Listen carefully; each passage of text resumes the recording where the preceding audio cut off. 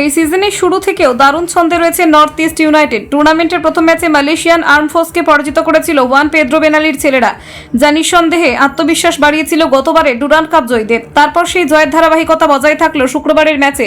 নির্ধারিত সূচি অনুযায়ী এদিন শিলংয়ে জওহরলাল নেহেরু স্টেডিয়ামে পরবর্তী ম্যাচ খেলতে নেমেছিল পাহাড়ের এই ফুটবল দল, যেখানে প্রতিপক্ষ হিসেবে ছিল আই লিগের শক্তিশালী football club Shillong Lajong FC.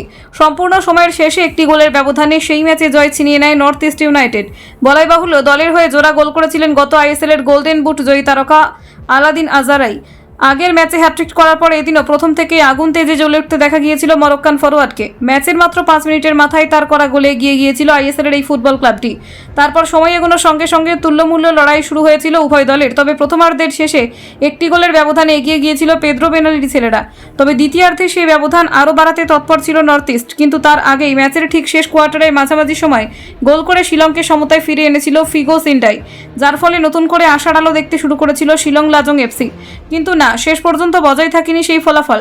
সিন্ডাইয়ের গোলের ঠিক মিনিট 5 পরেই গোল করে দলকে পুনরায় এগিয়ে দেন আলাদিন। তারপর আর ম্যাচে ফেরার সুযোগ ছিল না প্রতিপক্ষ দলের কাছে। শেষ পর্যন্ত আলাদিনের গোলে কোয়ার্টার ফাইনাল কার্যত নিশ্চিত করে ফেলল গতবারের খেতাব জয়ীরা।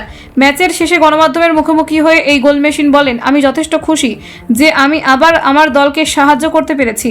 আমরা সবাই জানতাম আগের ম্যাচের তুলনায় এই ম্যাচে জয় পাওয়া অনেকটা কঠিন হবে। আমাদের আর এক পায়ে এগোতে হবে, তাহলেই আমরা গ্রুপ চ্যাম্পিয়ন হয়ে কোয়ার্টার ফাইনালে কোয়ালিফাই করে যাব। কলকাতা 24/7.in।